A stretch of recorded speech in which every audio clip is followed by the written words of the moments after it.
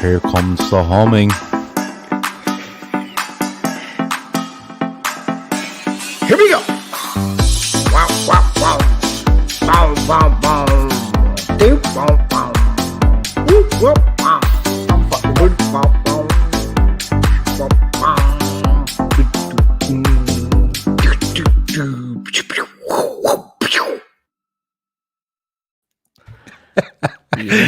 Hello, good evening, and welcome to the FB4 Podcast. You know, Andy Young is on, so we don't need to introduce him. And he's getting better every week. He nearly done the team tune, the countdown last week. This week it was like a scene from the Dukes of Hazzard. But here we go. FB4 Podcast, Sunday night. You're all very welcome. And we are here mostly to talk about Liverpool 4, Leeds 3 in what was a mad game of football at Anfield yesterday evening. We will get through other subjects as we go along. And listen, if you have anything in the chat you want to throw in there for the lads, absolutely throw them in. As you can see on screen, I'm joined by Andy Young. I don't know, sound person of the year, head of sound, I don't know. We have head of sound, Shiny be going mad that he's not head of sound now. Grizz Can and Key Plunkett, star of all Leeds TV. Big fan. Marco Bielsa's love child. Right, so into it. Let's get into it. Andy, I'm going to come to you first. You know, I was going to say after a long wait, but it wasn't a long wait. It was, you know, a couple of weeks, and we're back into Premier League football. How excited were you getting up yesterday morning, Andy? And, you know, knowing Arsenal were playing early, then you had Palace and Southampton, then the big one at 5:30, and then Everton or West Ham, Newcastle later on in the evening. How excited were you, Andy, opening day of the season? I'd say you were fucking beside yourself with excitement, were you? To be honest, because it kind of came around so quick, it didn't feel like the restart to a new season. We kind of had a long way during the break, and I was way more excited coming back then. So no, look, kind of just came around very quickly. So didn't have that sort of break where you were missing football so much. And look, let's face it, it's not the same without the fans. It's just our fix we need, really. That we can have, that the best of what we can have really is to have it without the fans. But no, it's a good weekend of football, to be fair. Yeah, it's not over yet. It's a couple of games on tomorrow. But Keith, the excitement levels, I've seen people on Twitter saying they haven't got excited for the start of the season, mainly because, and there's probably people that are match-going fans, people that look forward to going out to the pub and watching the game, meeting up with mates, whether that's going to the game or just meeting up with mates, having a drink, watching the football, and that's their routine every weekend. But I have come across a few of them on social media. But for you, you know, there is a bit coming off it because of the fans. But for you, was there excitement there that, look, this is back, here we go, the real stuff starts again? Yeah, very much so. I mean, yeah, it's not the same, but I was excited to get it back. I get what Andy is saying. It felt nearly like a winter break, and then they're back because it's only finished a few weeks. But, you know, it's good to get our lads back. We'll touch on the performance now in a few minutes, but, you know, the excitement of the early kickoff, didn't watch it. The midday stuff or the afternoon, wouldn't watch any of that either. It was only the Reds really for me, but it was exciting just to have that back, you know, to have the buzz back, to have all the hullabaloo that goes around the Premier League returning. After watching the game, it sort of sank in that it was same as last year, you know, and the Reds were maybe the same as last year that we'll touch on. But no, it was good to have them back. Grizz, for you, was the excitement levels on a scale of 1 to 10? What were the excitement levels? They were until like the closer it got, and sort of I saw this sort of TikTok video where it shows the crowd and everything, and made me a little bit sad because I usually try to go to the first home game of the season. That's the only, as Andy says, that's a sad aspect of it. The crowd weren't there. We should have been coming out to our crowd as champions and all that malavi, you know. The crowd's really missing out on all that stuff. But yeah, overall, generally, yeah, Liverpool are back. Premier League's back. And we've carried on where we left off in terms of pissing the shit out of people, you know, people losing their heads, and the Reds getting 3 points at the end of it all. Well, that's it. And look, I'm skipping ahead a little bit, and you know, the lineup comes out. it's the goalkeeper and back four. You expected a little bit of a surprise in there for me that Henderson starts. Wijnaldum and Keita. I thought it was going to be Fabinho, Wijnaldum, Keita, but Fabinho stays on the bench. Henderson goes into midfield, and the front three are the front three. Andy, were you surprised? Were you a little bit nervous over that one? Because Jordan Henderson hasn't seen any football in the short pre-season. He didn't even get a look at, Blackpool's, what would have been 7 days before the start of the season. But the word was that he was looking to play, and Klopp was kind of holding him back. Were you surprised by that move? No, I wasn't surprised to see Henderson playing at all. I think as long as Henderson's fit, he's one of the first in Klopp's team. I was a bit surprised to see Fabinho not playing. But then again, Keita's been one of our better players since we returned to football and through pre-season as well. So it was hard to imagine him not playing Keita. Like, the guy just needs the fate thrown at him. He just needs to be picked, even if he's not playing that well. It's probably, wouldn't like to say it's his last season, but this is the season now where he's had a bit of form now, and it's time for him to put it together and prove his worth. In terms of up front, you can only expect the front three. But a lot of people on Twitter were calling for Minamino because he's been impressive in pre-season.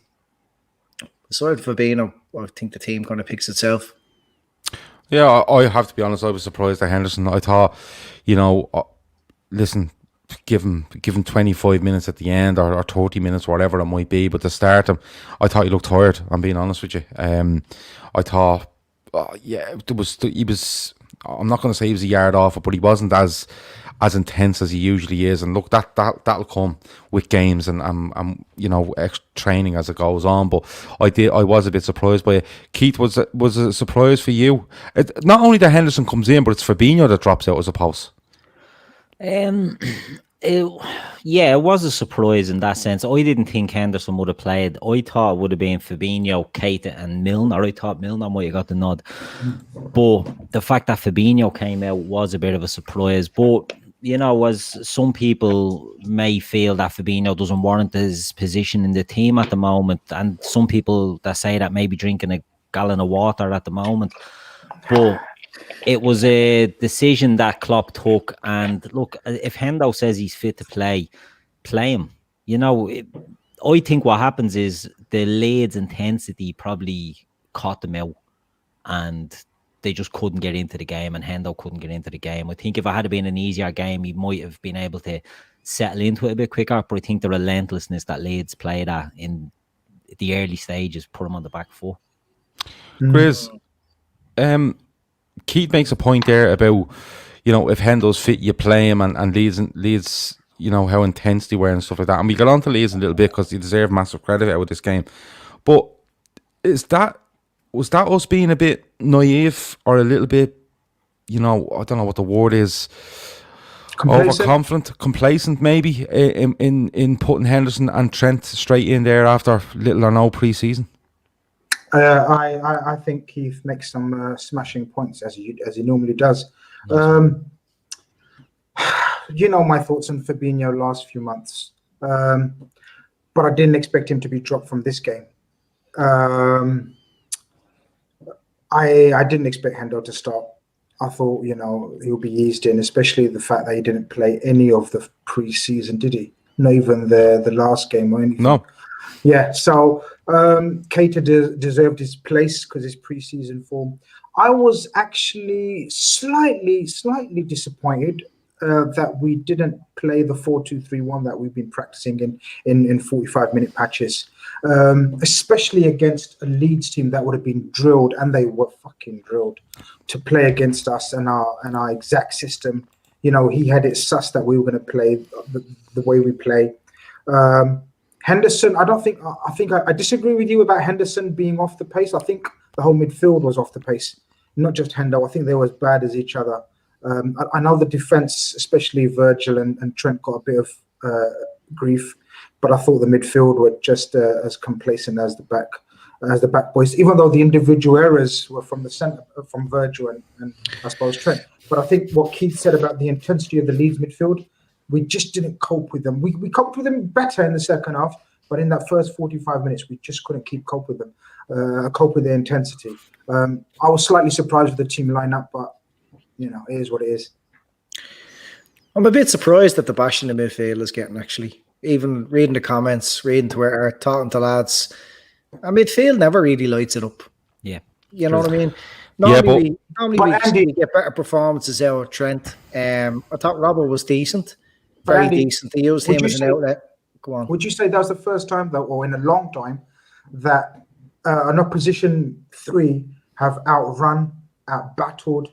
Correct. It seemed like outpressed us. That's the first time I've seen it happen I can't remember the last time it happened. And that's the only criticism. I think you're absolutely correct. And I think the argument going around is that, as the first day of the season is easily fixable. Well, why aren't we as intense as Leeds? Yeah. Well, hold on. We haven't played. We've had the same pre-season as Leeds have. We finished up. When did we finish up? 26th, 27th of July, was that right? Yeah. Leeds finished around the same time and got promoted from so they've had the same break as us. Now, you could say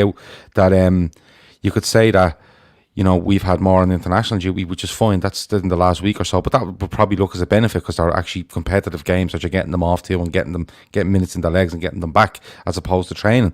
But I can't understand this argument that Leeds were really good at pressing and they were very intense. Well, why couldn't we be? And we were outworked and we were outran, and that needs to stop, and it needs to stop now. Like, I don't take any excuses out of yesterday's game. I thought Liverpool were poor. I'm going to say it now. I thought Liverpool were poor. I thought they were okay going forwed. They had a lot of shots. There was a lot of blocks. They were excellent. No, I thought they were okay going forward. Don't get me wrong. I thought they were a little bit wasteful at times, but I'll never take an excuse that Leeds. We were poor because Leeds were intense. We should have all the intensity. We should be able to match anyone for intensity.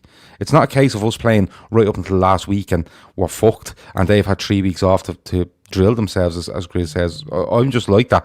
I don't take it as an excuse. Open day weekend, yeah, you can get some mad stuff going on, but that yesterday was a case of work and there wasn't enough work put in. That's just my opinion, but I think the Leeds goals kind of came from out of nowhere, to be honest, Gav. They were limited to those chances they had, and they should have never even resulted in chances. Trent got roasted. He never really gets roasted like that, but it was excellent from the Leeds player to flick the ball around him. If that was one of our players, we'd be talking, we'd be waxing lyrical about him, but he was roasted, and it's not often it happens. They targeted Trent. Gomez should have done better. Gomez missed the ball. It was one of those type of challenges that we have seen from the last kind of 6 or 8 months. He misses the ball. Van Dijk gifted him with a goal. He should have cleared his lines. Just the usual casual thing. Normally he knocks that ball over their head or around their shoulder, but he didn't this time. Got punished. They were up for it. You know what I mean? I hate playing the promoted teams early. They were up for it.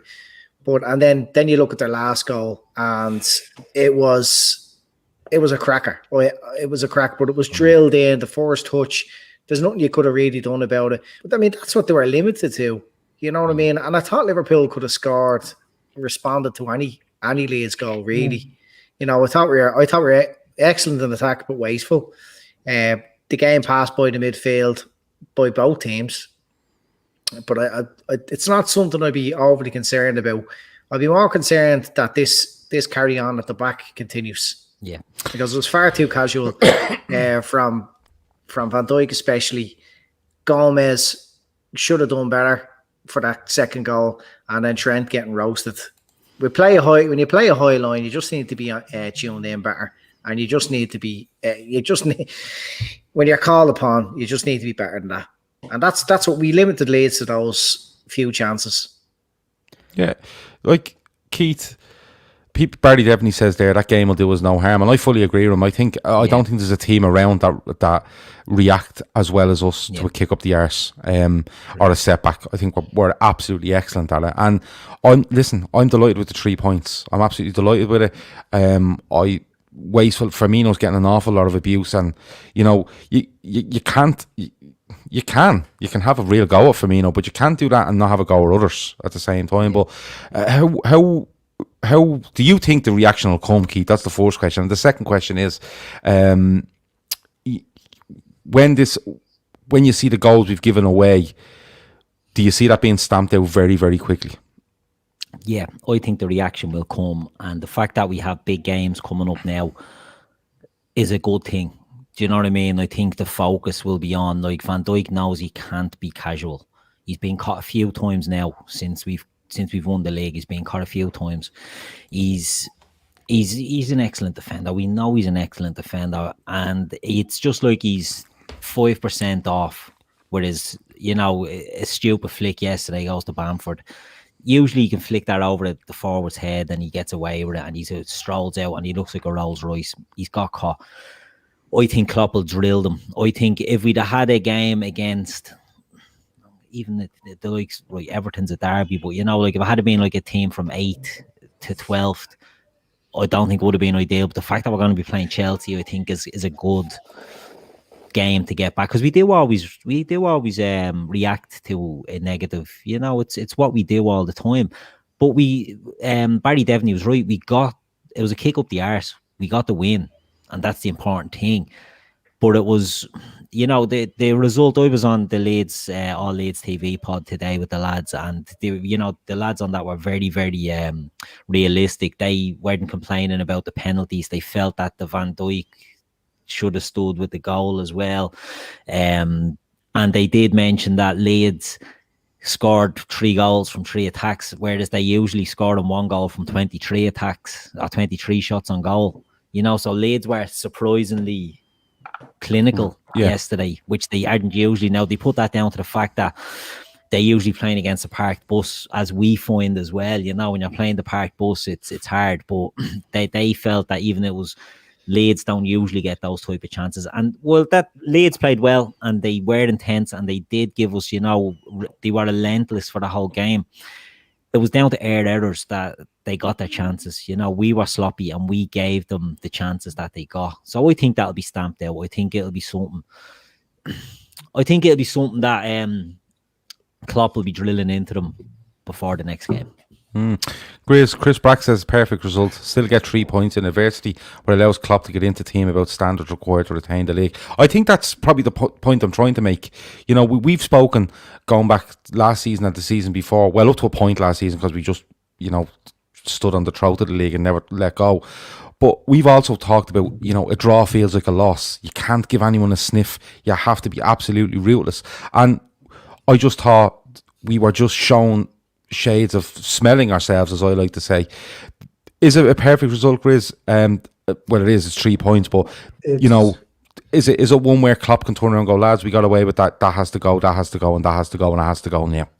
Yeah, Chris is absolutely spot on there, and that was my feeling straight after the game, and that was my feeling, learning from or watching sort of Liverpool in the past as well, especially last season. Our glorious last season started off with an absolute awful preseason, and then Norwich outplayed us for 60-70% of the game.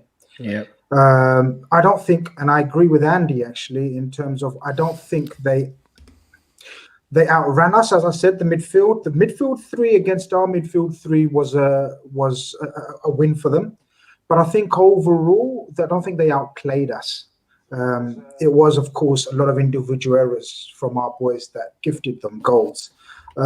We were sloppy in our forward plays. We had many times where we had them 3 against 3, 4 against 4, and the final pass and everything. We'll maybe come on to some of the guilty party in that. But our season if you look at our season last season, it was very slow, and then I think Keith probably remembers, or if you guys remember, we went to Southampton and we played really well, but again Adrian makes another mistake, gives them a goal at 2-1, and then they have an absolute crazy chance where I think Ings misses an open goal. Yeah. So the first 2 games of last season were very, and I think then we went to Chelsea, didn't we, Keith? I think. We had Chelsea in the Super Cup the Thursday before the Southampton game, wasn't it? So we were kind of getting into our stride last season, and it's absolutely natural, Gav. The back 4, as Klopp alluded to, wasn't training this week. They were away playing internationals. All 4 of them. That's crucial. Only Alisson was behind. So yeah, I totally understand what you're saying in terms of why wasn't our intensity as the same as theirs, but there's mitigating circumstances for us in terms of we've had non-stop high intensity games forever and ever. Look, Leeds, that was Leeds' first game back in the Premier League for 16 years. Fire in their belly, passion under Bielsa. That is their World Cup final, that was. Home of the champions, first game back. So you've got to give them credit. Combine that with the Liverpool sort of pre-season and the usual slow start we tend to have. Last year, as I said, Norwich created far more. I don't know if you guys remember. Norwich created far more than Leeds did. But Leeds were clinical. Apparently, Leeds had only 3 shots on target yesterday, and they scored 3 shots on target and 3 goals. It is one of those things. We had 20 shots and sort of, I can't remember how many on target, 6, 7 on target. 6, I think. 6 on target, apart from the. There was a lot. There was a lot that were blocked. Yeah. Yeah, but that's credit to them. But we got into the positions to have an opportunity to strike on goal, Gav. So we weren't bad. I thought we were very sloppy. I thought we weren't at the races. Bring out the cliche night tonight. I don't think we were at the races. That's how I'd put it. But I think we will be. I think it's the perfect result in comparison to the performance. Absolutely, I agree with Chris Brack what he says there, and we can only get better because look, they're great. They're world class. Virgil won't make mistakes like that 3 times in a season. Do you know what I mean? That's one of them out of the way. Yeah, and it's not cost us, so that's the main thing. Yeah, listen, there's a couple of people reporting that the stream is stuttering. It's nothing to do with us. Our stream is absolutely perfect here, so it must be a YouTube thing. A couple of people are reporting that it's perfect there. What I would suggest is probably just leaving YouTube and refreshing it and coming back in, because our stream is absolutely spot on here. We're not glitching at all in any sort of way, because if we were, I'd be losing to be steam coming out of my ears. Tino tells me that the stream is fine. Rajiv says the same. So there's obviously a couple of people that are probably running low and need to stick a 10 pence in the meter, but no, it's probably a YouTube thing. So if you want to drop out and come back in and leave it and it should be fine. Listen, we've looked at the goals that we've conceded. I agree. I think Trent gets too close to that player, and if he's going to get that close, you hit him and you take the free or you take the yellow card if you feel that there's no cover behind you. Gomez looks like he's bad for the goal, but if you actually look back at it, he actually thinks Trent's going to get back at your man, and Trent tries to put his foot in and it throws Gomez a bit. I will defend him that much. Having said that, he sells himself way too early. So that's that. We know what Virgil's like. He's exceptional. What he does there yesterday is just lazy. That's the only word I can use for it. It's absolutely lazy. And the third goal, a lot's being made of, Genie didn't follow the run. Listen, your man ran off Genie, fair enough. The ball into your man was fucking outrageous. It was outrageously good. So well to control it as well. That finish. Yeah, it was, when someone runs by you in that sort of, he's running into a really congested area, and you're probably looking to pass him on to somebody, deeper than you. It's a really good ball. It's an exceptional first touch, and it's a great finish. You just have to hold your hands. You have to hold your hands up and just say, that's a really good goal. But on to ourselves, and, we start really well. Andy, were you thinking after 4 minutes, here we go? Penalty. Yeah. It's a stonewaller. Salah bangs it away, and you're thinking, here we go, we're off and running. Yeah, and I think on another day, without the shock of conceding so soon after, we might have ran riot. You know what I mean? It kind of put manners on us a little bit and sent the shits up the team. But yeah, we looked like scoring from the first minute onwards. A lot of pressure, a lot of pressure on their defence. Lots of ball up top. Salah was so good.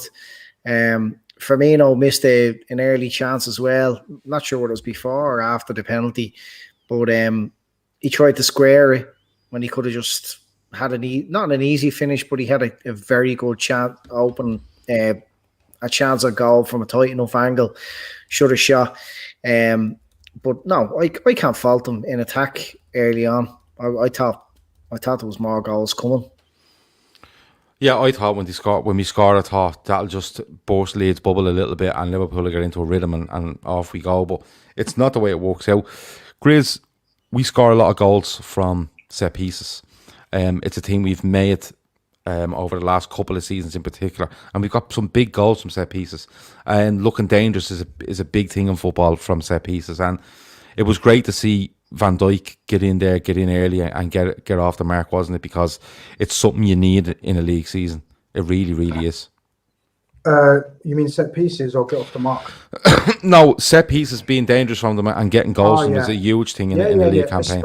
Especially when we're not functioning at 100%. You know, set pieces are so crucial, especially when when our attackers aren't in sort of full rhythm as they weren't yesterday. Apart from a certain Mo Salah, I thought Mane and Bobby were. Mane was better than Bobby. Bobby was the worst out of the three. I disagree.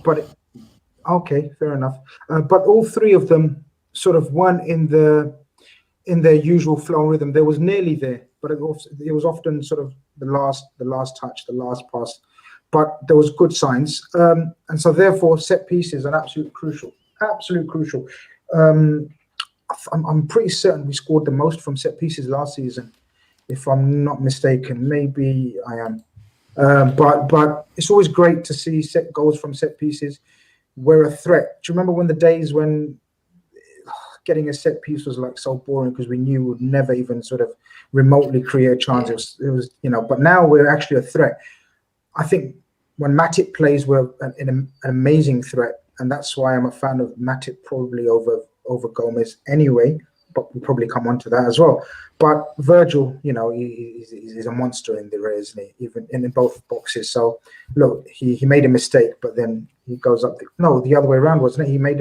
Did he make the mistake first and then he goes and scores? Makes up for it. He makes the mistake and then he goes and makes up for it, doesn't he? Yeah. Van Dijk. Yeah. No, they equalise at 1-1, and then he scores, and then he makes a mistake. Oh yeah. Sorry, it's the second one. Other way around.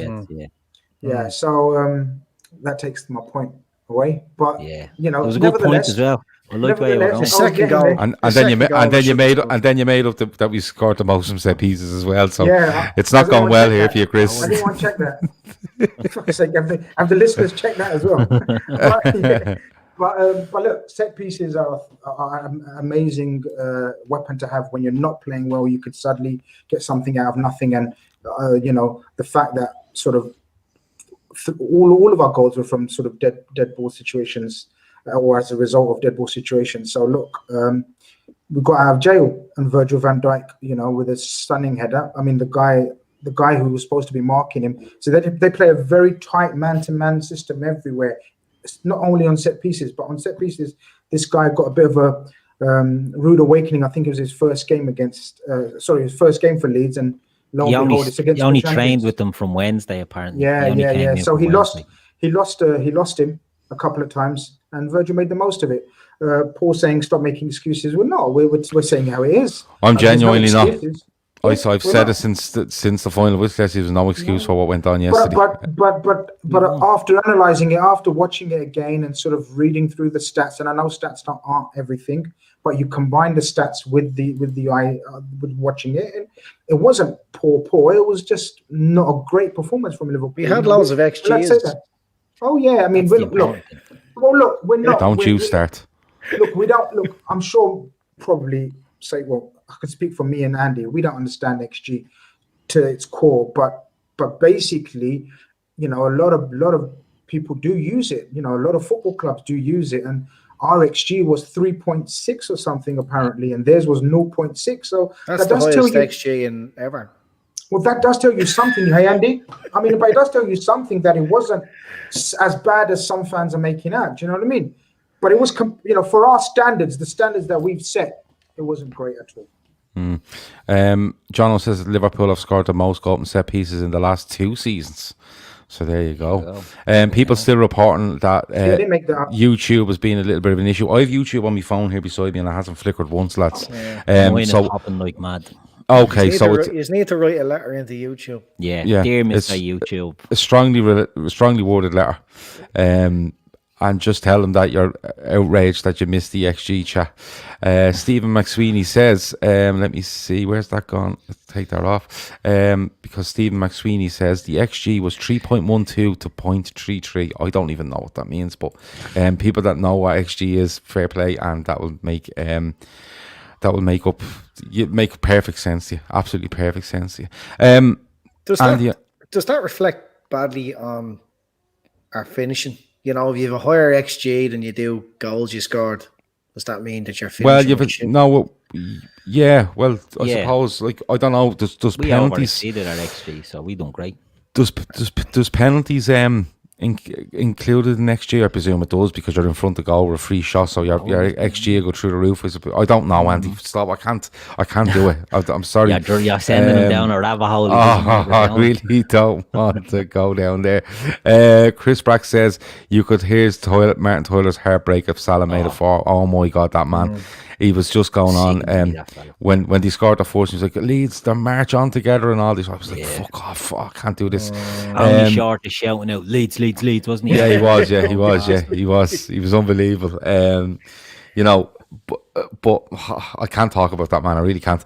Andy, I want to come to you because, you know, we've spoke about Van Dijk there getting a goal. Salah gets the penalty.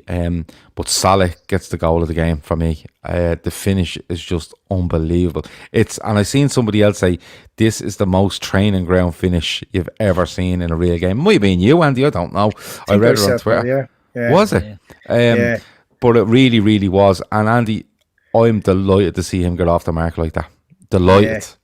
Yeah, Tyler wasn't too happy with that finish, but Carragher, I think Carragher said something along the lines of "Come on, my bum." But, must have been texting because he didn't say it. But no, he asked, what was he said? Oh yes, are they playing the computer game here? It was unfucking believable. There's a good clip there, you know, with the no crowd noise where you can hear Henderson saying, "Go on," and then he says, "Finish." Who expected Salah to finish it like that from there with the ball hopping?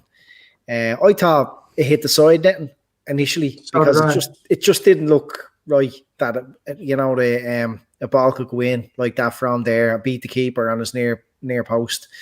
Unbelievable goal. Salah, he deserved the hat-trick yesterday. I know there was 2 penalties there, but he pulled them asunder the whole game. I thought there was another edge about him as well. He's very feisty, really strong on the ball throughout the game. I think he had 3 or 4 players around at one stage and he turned them all inside out and he showed really good leadership. Sometimes, I'm not saying Salah hides, but sometimes he's just not the leader in the team, okay? But yesterday, he was everything good about Liverpool, and there wasn't a whole lot good about them, but he really showed leadership and dragged the 3 points there. But yeah, incredible goal. He can score all sorts of goals, that fella, and I think I'm loving his new hair and beard. Yeah, he's looking very fit. He's looking very sharp, and you know, we've seen Salah, Keith, I suppose, in games and over periods where he doesn't look that effective in games, but he gets goals. And then you can see him in you know, a couple of games here and there. He might go on a run of games where he doesn't look as threatening. But that yesterday for me was threatening. A goal, 2 penalties, loads of nerve shown there. And he looked right on it, Keith. He was probably the only one for me that looked right on it.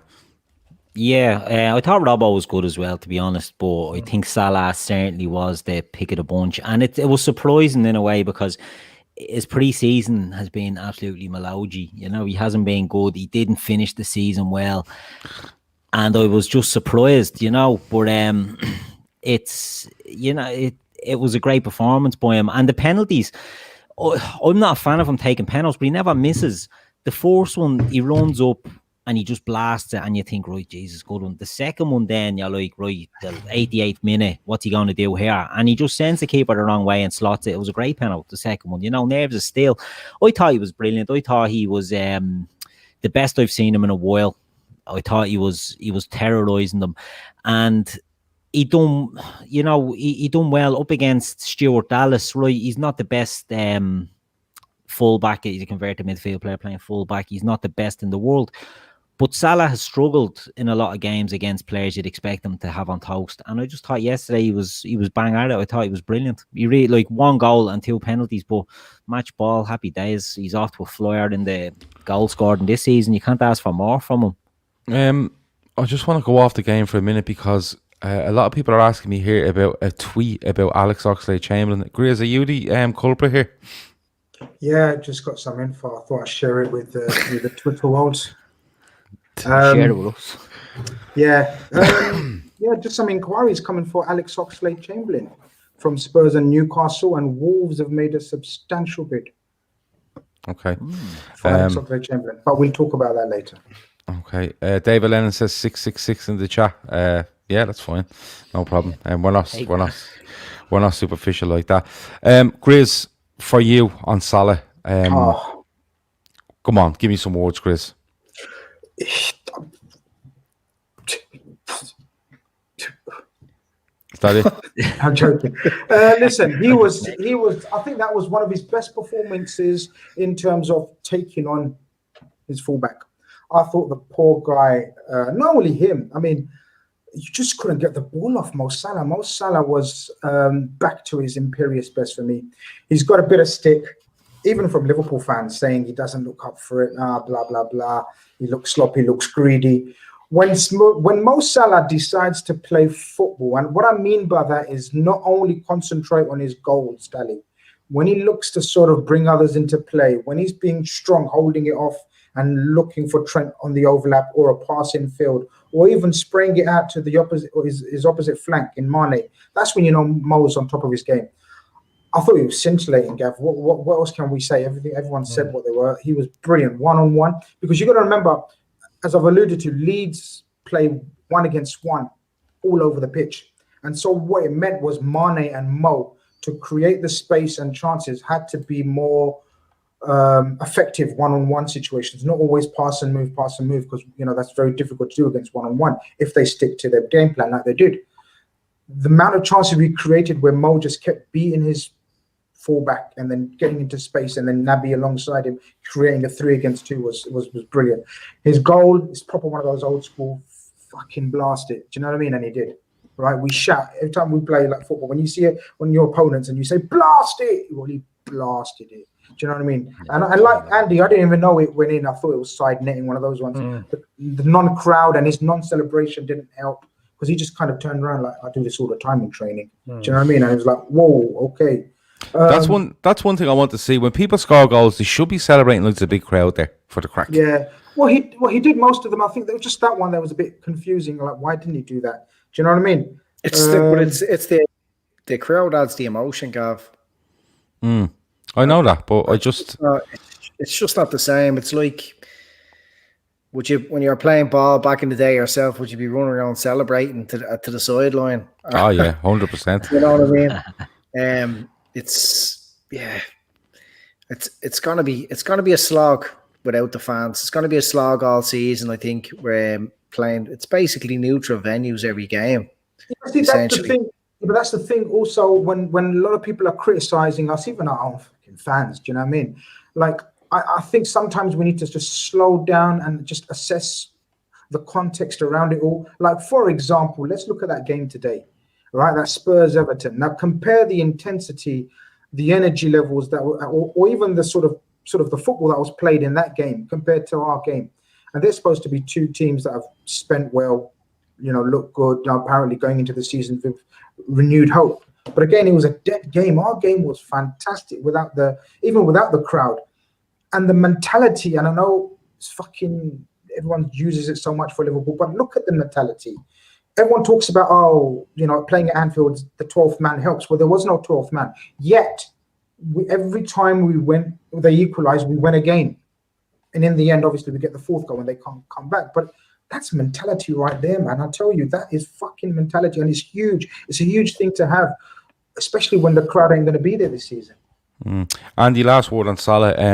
I was quite confident during pre-season that he was just getting fitness and he wasn't bothered about scoring or assisting or doing anything like that. He was just walking towards this game against Leeds in the Premier League. But what if that's anything to go by? He could be tearing this up again this season, couldn't he? Yeah. I think it's going to be like the 4th season again. Looking at him yesterday, just a different thing about him. Way more aggressive, hungry, and maybe Salah is one of those players that can perform better without the crowds. So yeah, I see him doing serious damage this year. Yeah, I hope so.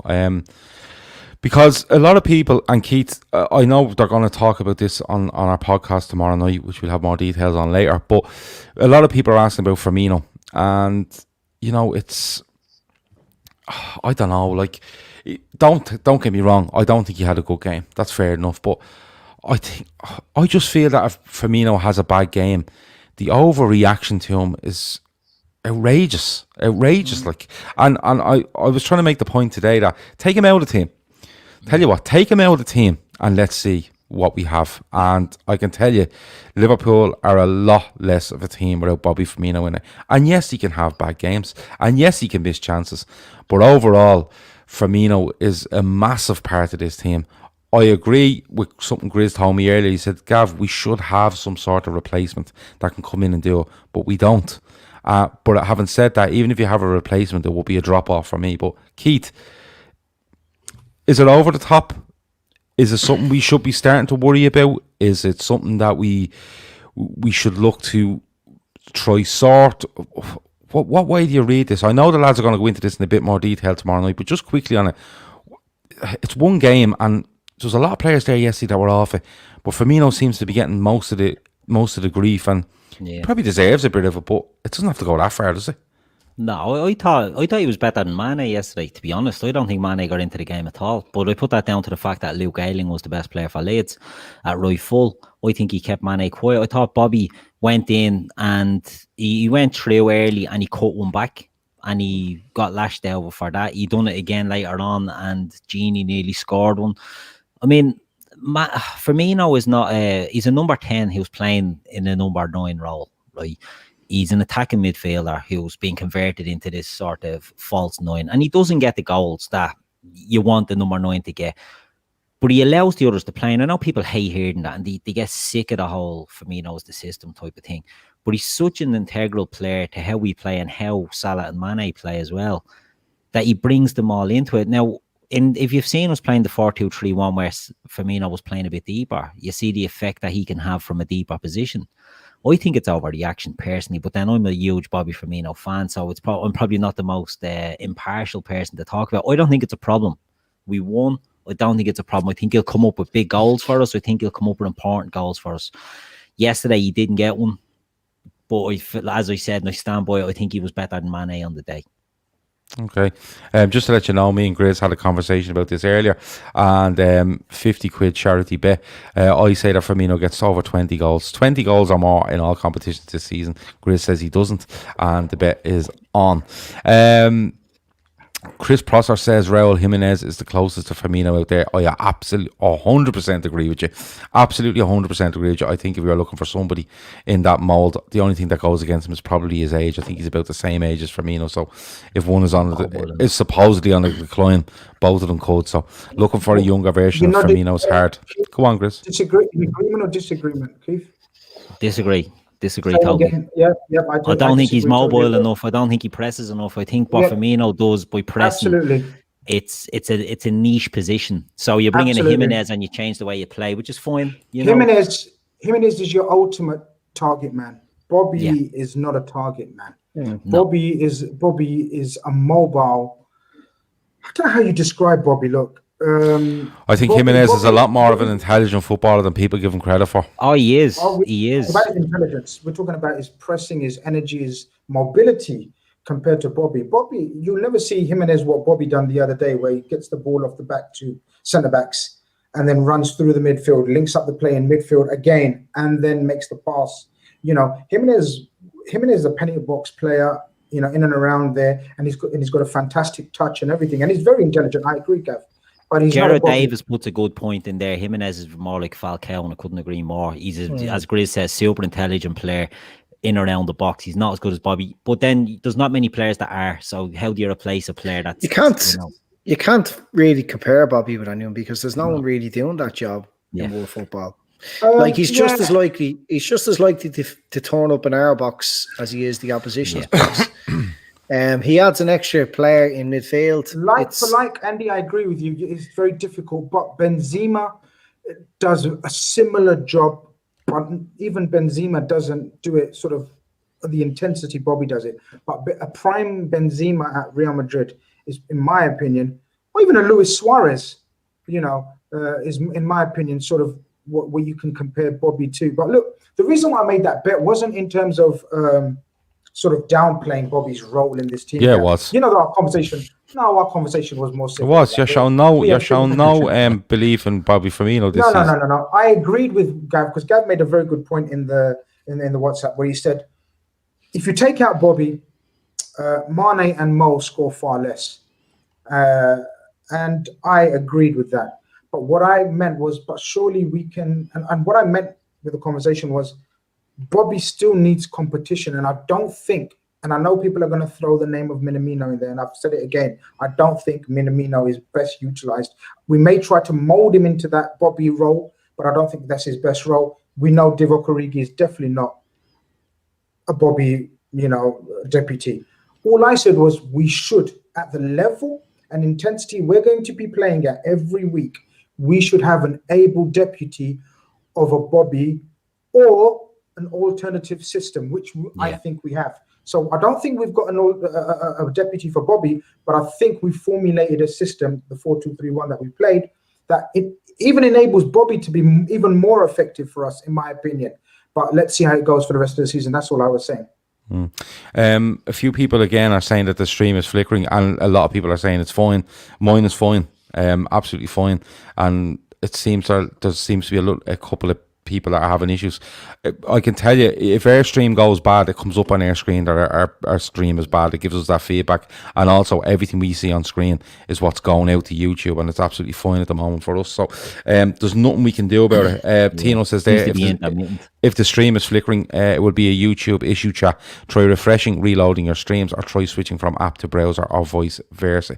A lot of people are saying it's absolutely fine for them. Hasn't flickered once, so it could be just, I don't know, it could be if you're on a phone watching it could be a problem, or on a browser or whatever, but try refreshing it. And the people that download this tomorrow for audio are probably going, what the fuck are these on about? I can hear it perfect, but listen, we have to explain to people as we go along. Andy, I want to come to you. There's a couple of mentions have come in here for Curtis Jones, and I have to say, this guy impresses me more and more and more every time I watch him. So good. He was the best midfielder we had yesterday, even though he only come on. Excellent. It's very rare a player comes along who's so arrogant in all the right ways. He looks for the ball. He's like he's been around years the way he uses. Like he uses the ball like an experienced pro. He must be a really good listener and a really good learner, because he's ready. He is ready to start in that midfield, and I'd have him ahead of probably Ox at the moment if he's fit. I'd love to see him playing loads of football this year, but I'd say we're not going to see him nail down a starting place all season. But in the next couple of seasons, he's going to replace one of them players in the midfield.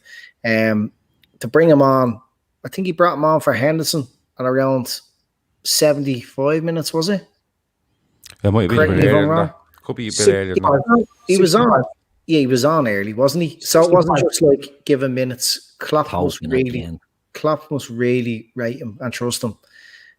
No, he was excellent. I think actually they had scored nearly straight away as soon as he came on, but he was a big part in us kind of getting that fourth goal. Yeah, excellent. I just can't wait to see him develop. It's one of those where you're watching the development of a player right in front of your eyes. You know, like we've seen players that have show great potential to go out on loan. They might come back, they mightn't get a game for a while, they might reappear. But over the last year or so, you've just seen Curtis Jones where you go, yeah, actually, do you know what? And me especially, and I've been very honest about this. I've watched him in pre-season going back a year or two and didn't think he'd make it, genuinely. So I was completely and utterly wrong on that as things stand today. But when you watch him, I think you're right, Andy. You know, I've pointed out where he works very hard for the team, where I didn't think he did at the start. You know, he's clever on the ball. He seems to understand what we're trying to do very, very quickly. But your point about him, the arrogance that he has in all the right areas, I think is a really, really good one. A really good one. But to watch his progression, especially over last year, is phenomenal. And I think this year, I don't think it'd be a breakout season for him. I think it'd be a really, really good developmental season for him. And I think next season you will probably see Curtis Jones, not at the peak of his powers, but somebody that will go, yeah, he is absolutely nailed on as a Liverpool player, as long as he wants to be. Paul Hardwick feels that he's a good player, but too slow on the ball, needs to be quicker.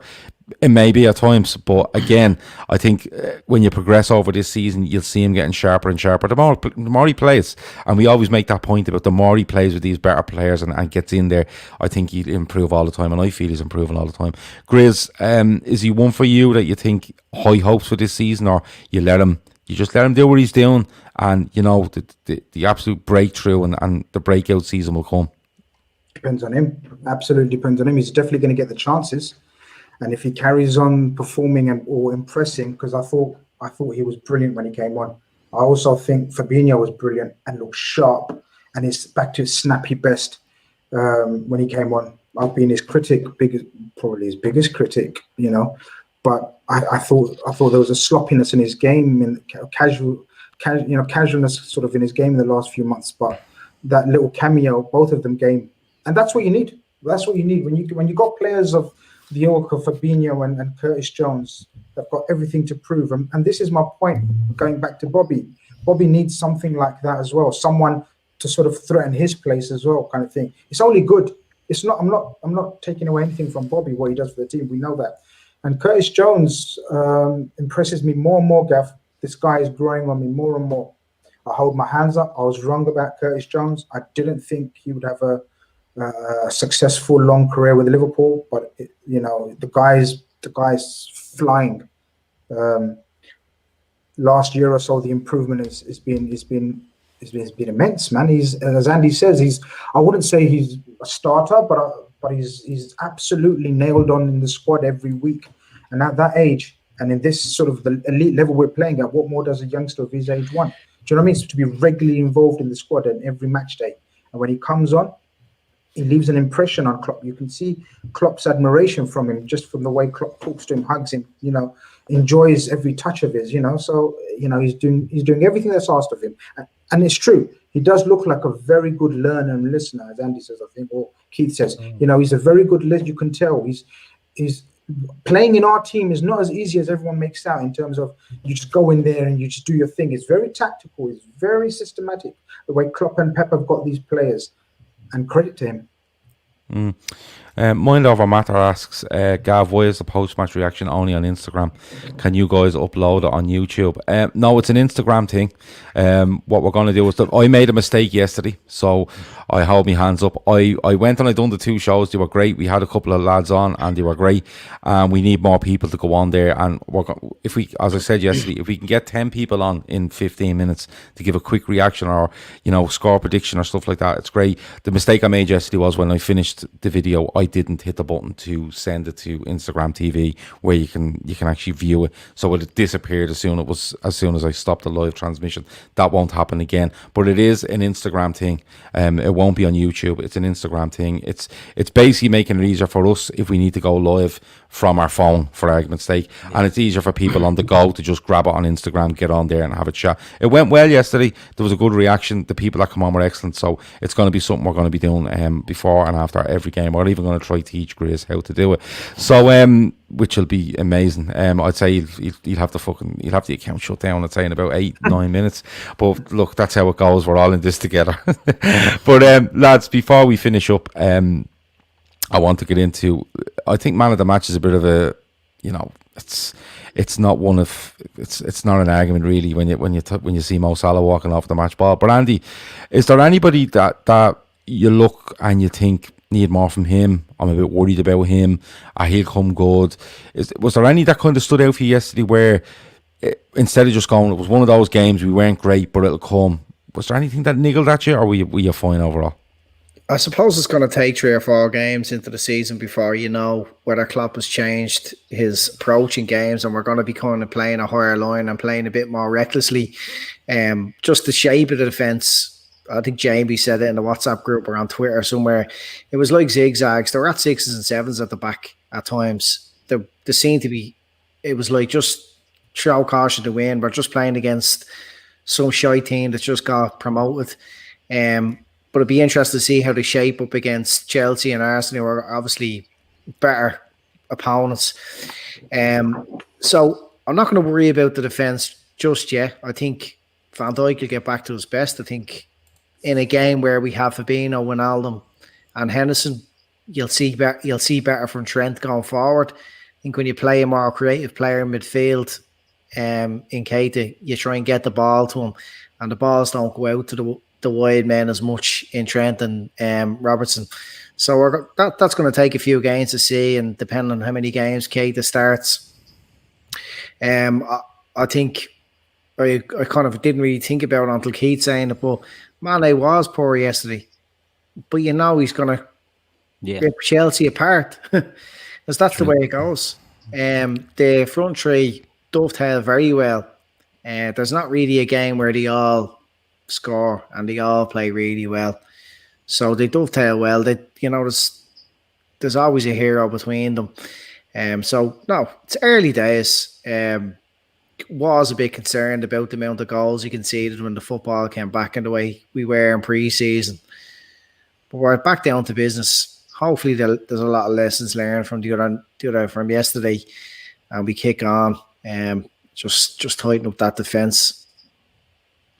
Concentration, isn't it? It's concentration. It's just it may be concentration. And I hope that you're right, and it takes a couple of games to get up to absolute speed. But with Chelsea and Arsenal next two, we might need to look at getting up to that speed in the next 5 to 6 days before we play our next one. Grizz, anybody stand out for you where you think it'll come, or you thought worried about him? Anybody? Trent. I'm worried about Trent. He's up against sort of, if Pulisic is fit. I'm not 100% sure if he's fit. But if he's fit, he's probably up against the inform attacker near the end of the season. But it's the perfect games coming up for us in terms of Chelsea, who will always make it difficult for us. And then Arsenal, who have sort of got the recent sort of Midas touch over us, it seems like Arteta. But it's the best two games we could have had sort of to refocus. And it's going to be a test, absolutely. And it's going to be to see where we are. I mean, we've all discussed the reasons why, or as some people think, we've made excuses why we played like that. Well, there's no excuses now to take Chelsea and Arsenal lightly. There will be no reason. There will be no sloppiness from Klopp or Virgil. It's time to refocus and sort of get that champion mentality back in our play, not only in our mind. I mean, mind-wise, we showed the mentality is there to come back again and again and again. But sort of the rhythm, as talking about our defensive line, that's going to come with the more they play back to sort of playing with each other. A few selection issues, headaches, good ones to have for Klopp. So I'm really looking forward to the next league game. Okay, Keith, anyone for you? Is Trent worrying you? Is Gomez worrying you? Do you think it'll come from Bobby? Stuff like that. What are you having? Look, I'm an optimist. I'm not gonna lie. I think we'll be fine. I think Trent, Laura Duffy made a good point in the chat there. He shouldn't have gone on international duty. Maybe he was only coming back from injury or whatever was up with him. He didn't play much games. He probably should have stayed behind. But all the back forward on international duty, they looked a bit sloppy by Robbo.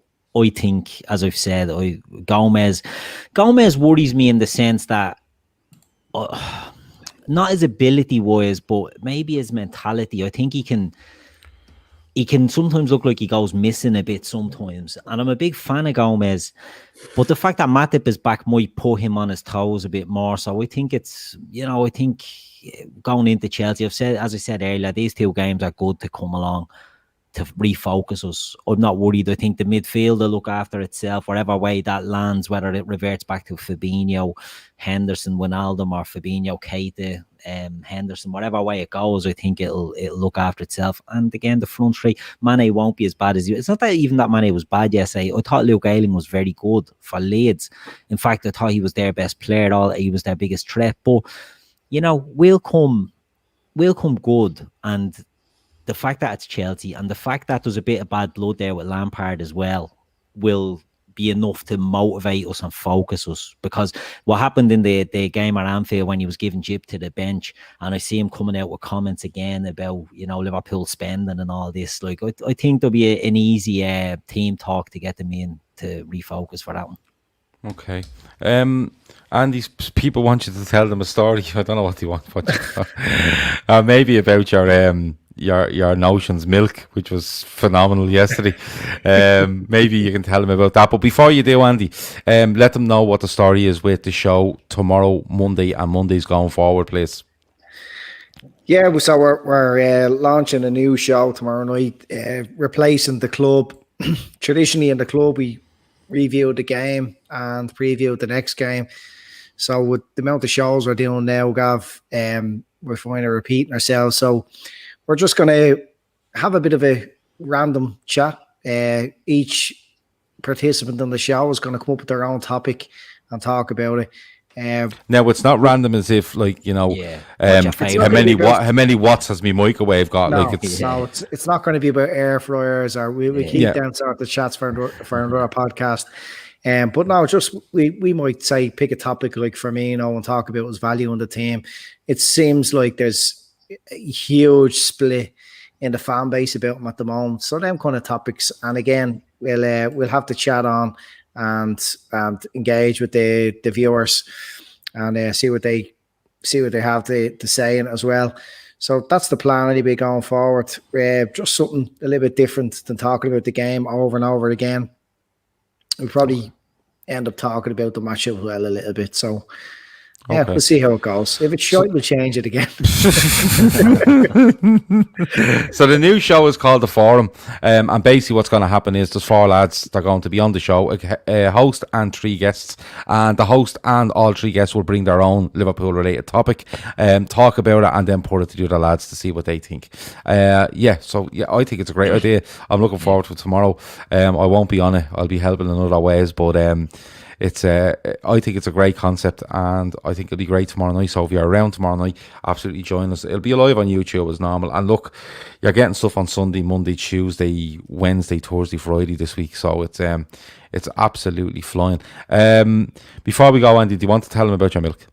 Do you want me to tell them about me? I thought it was sensational news. Pig's milk. No, I was actually surprised how nice craft milk is. I wouldn't. Okay. Now Grizz's ears should prick up here because he usually has a big glass of milk every evening. So instead of your standard 2 litre of milk from I seen his milk. The co-op. It looks very, very thin. It's basic. No, I'm not going to deny it's basic, but go on. Yeah. You get yourself some craft milk, organic craft milk. It's made from the best of cows. And where's it from? The Isle of Man or something, was it? Jersey cows. Jersey cows. Wow. They're meant to be some of the best cows. But the craft one is actually skimmed off the top, so it's not even the shit that like the Jersey cows throw out for the the £1 bottle of milk. This is good stuff. €2 for a litre. Very, very viscous, lovely milk. Viscous. Want your milk, yeah. If you like Good your milk and viscosity. your cornflakes in the morning, quality, absolutely quality.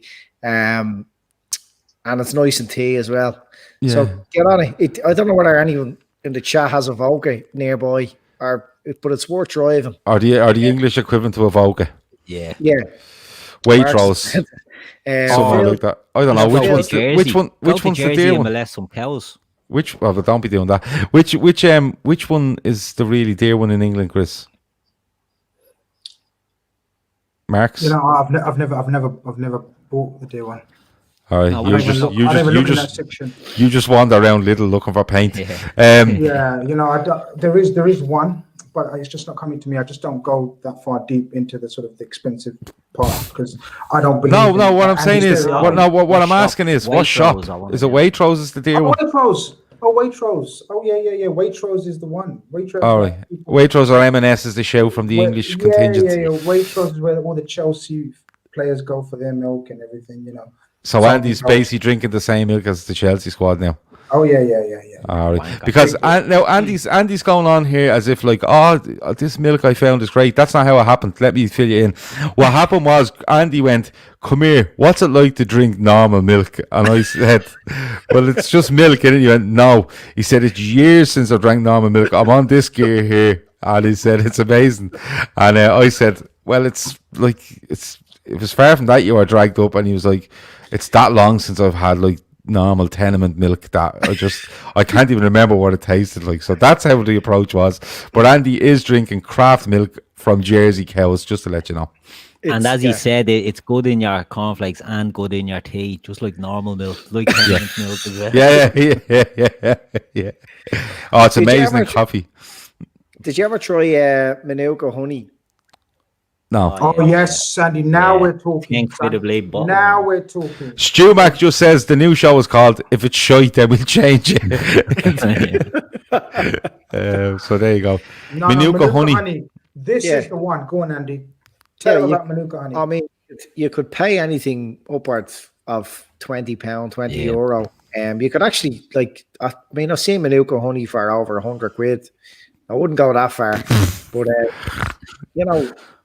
look, sometimes in life you need to treat yourself, and if you want a nice jar of honey, go for Manuka honey. Don't be buying honey that's just made from especially common bees, like COVID, especially in times like COVID, because it's the cure to so many illnesses. Manuka honey is curing COVID. Oh, yes. Come here, Mr. Nerd. Here, Andy. Here's notions for you, right? You'll love this. Try boiling some milk on the stove. Once it boils, remove the cream off the top. Add a teaspoon of honey and 3 to 4 strands of saffron. Amazing before bed. That is Andy's notions. Nailed on. Now he's nailed it. That sounds like you're kind of making rice, like creamed rice. Creamed rice. You go about it that way, wouldn't you? Yeah. I would say does the honey in a crunchy count? There's definitely not Manuka honey in that. I would say if you were making creamed rice, use that Jersey cow craft milk. Okay. You're onto a serious winner. All right. Well, that's what happened. We don't usually do this. Head of production tells us not to do this stuff anymore. I'm not going to tell you who it was, not Shawnee, but it's inevitable when Andy comes on that we have a little story at the end. So every time Andy comes on, we have a little story. How does that sound? Listen, it's been a cracking show as usual. There's been loads of people in the chat. Some of them are a little bit having a bit of a row earlier by the looks of it. But listen, what can you do? It's been good. Liverpool are off to a winning start. You can't ask for much more than that. Andy, thanks for joining me. It's been an absolute pleasure. Yeah, enjoyed myself tonight. I know you did. Big glass of craft milk now when you're finished. Almost at 300 likes, says Tino. So keep liking, keep watching, keep enjoying. And as I said, Monday, Tuesday, Wednesday, Thursday, Friday this week. So loads of free stuff for you to watch. Hit the subscribe button, hit all the like buttons. Don't forget to follow us on Instagram, and as soon as we go live you'll see that stuff before and after matches, and get involved in it. Get on and just hit the request button to come on, and we'll get on as many as we can. We're going to take turns doing that before and after games, so come on, give your thoughts, give your opinions. Now listen, if you come on and be an arsehole and start shouting stupid stuff, we just knock you off. That's just the way it goes. There was only 2 dickheads in the chat tonight. Was there? Okay, well that's what it's going well. I don't know how many.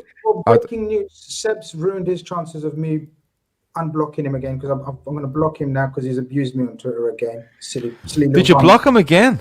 Yeah, I'm going to block him. He can't control himself. Where? He can't control himself. You're going on as if he's incontinent. We're getting on so well as well. We're getting on so well on YouTube comments. You know, it's like proper crack, and then he goes and says stupid stuff on Twitter. What a knob. Okay. Well, the only thing is that Keith has to wear that wig, and you have to do a show where you block everyone that unblock everyone that asks. Except Seb. Seb has No. If Seb asks, Seb gets it. That's how it works, and we will sort that out. We'll do that next Sunday. Seb just puts a big laughy face up in the group as well there. So, listen, it's as I said, it's been a brilliant show. Andy's had a really good time. He's told you about his Notions milk. He's tried to get you onto Manuka honey, and now all he can think of is saffron. Keith, it's been an absolute pleasure. Thanks a million for joining us. Pleasure as always. Good stuff. Mind Over Matter is extremely upset there are only 288 likes near the end of the show. What the fuck is going on? He says, well, look, that's just how life goes. You hit the like button or you don't. But we how lazy can you be? You know. Listen. People probably do it afterwards because it does take a big spike afterwards as well. So that's absolutely fine. Grizz, it's been an absolute pleasure. You've broken some Oxlade Chamberlain news, and people are a bit mad. I know we say it every week, but we do deliver. Tuesday's going to be an absolute smashing show. Oh, that's just led to 48 hours of abuse for you now on Twitter now. That's all right. That's all right. He's doing it in an Irish accent and all, at least trying. Yeah. But listen, no, that's it. We're out of here. Enjoy the rest of whatever's left of your Sunday, 47 minutes by the looks of it. I'm off to see if I can catch the end of the golf. I'm not watching that NFL. I'll get onto it next week. Once the golf is on, I don't watch NFL. But cracking show. Cracking group of people chatting. Check out the new show called The Forum tomorrow night. And up the Reds.